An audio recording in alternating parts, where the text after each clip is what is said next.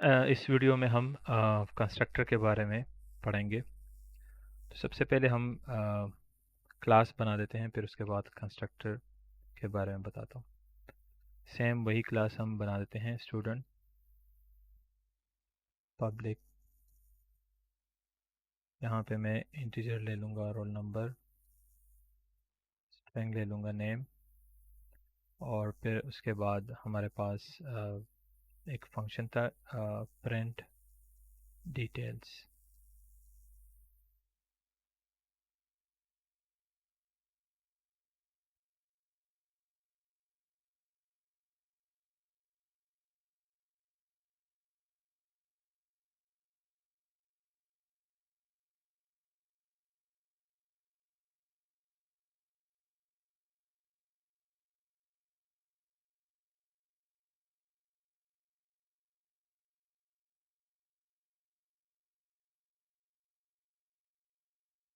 ठीक है, यहाँ पे ये दो मैंने डेटा मेंबर्स लिए और एक मेंबर फंक्शन है। यहाँ पे मैं एक स्टूडेंट S1 बना देता हूँ और फिर S1 डॉट अली कर डॉट नेम करके, जिस तरह लास्ट वीडियोस में हमने साइन किए थे।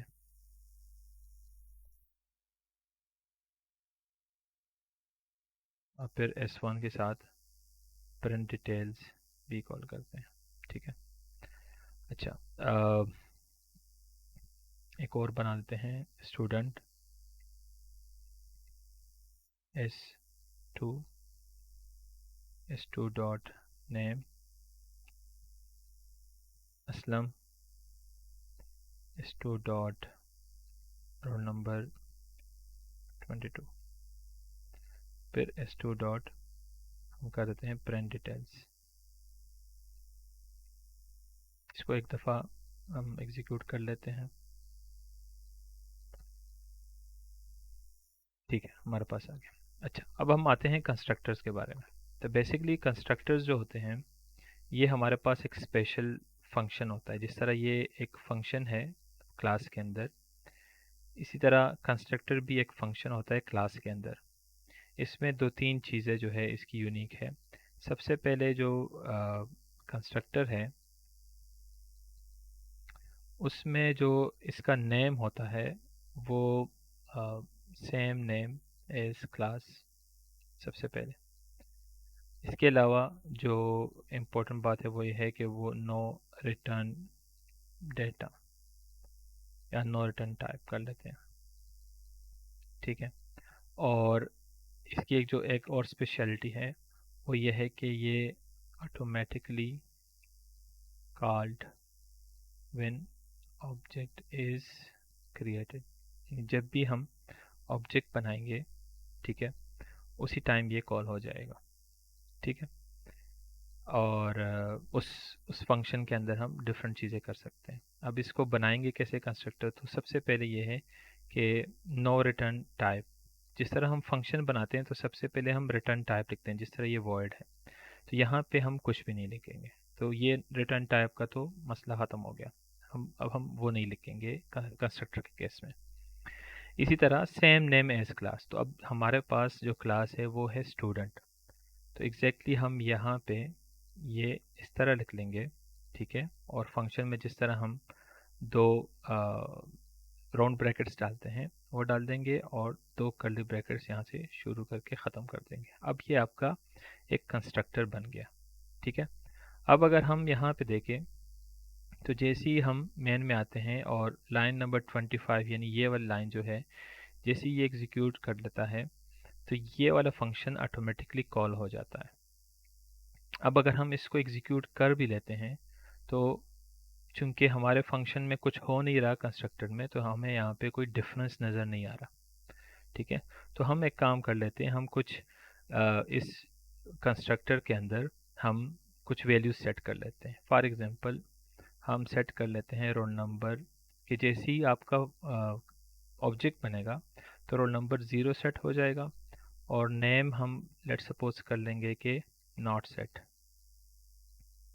ठीक है, यानी जैसे ही ये आपका कंस्ट्रक्टर लाइन नंबर 26 अब हो गया। जैसे ही आपका ऑब्जेक्ट क्रिएट होगा, ये वाला कॉल हो जाएगा और उस ऑब्जेक्ट के रोल नंबर में 0 सेट हो जाएगा और नेम में नॉट सेट। ठीक है, तो ये यहाँ पे भी होगा और ये आपका S2 जब बनेगा यहाँ पे भी होगा। तो अगर हम एक काम कर लेते हैं, हम इस लाइन के बाद फ़ौरन से हम डिटेल्स प्रिंट कर लेते हैं, क्योंकि ये फंक्शन हमारे लिए S1 में से नेम और रोल नंबर प्रिंट करके देता है। तो हम देख लेते हैं कि वाकई हमारा कंस्ट्रक्टर कॉल होता है या नहीं होता। तो यहाँ पे हम लेट्स सपोज हम लिखते हैं कि बिफोर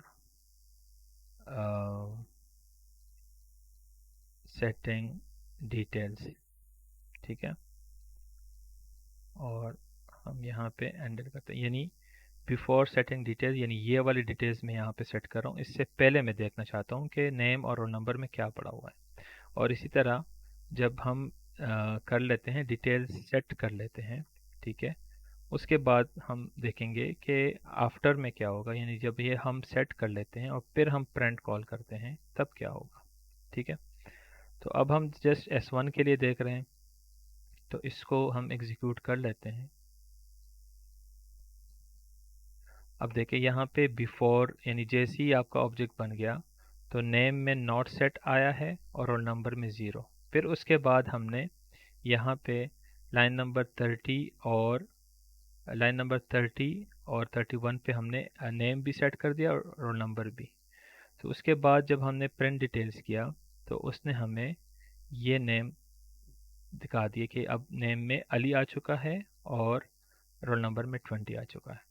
तो ये आपका कंस्ट्रक्टर, जब भी हम ये फंक्शन करते हैं तो ये आपका कंस्ट्रक्टर ऑटोमेटिकली कॉल करता है।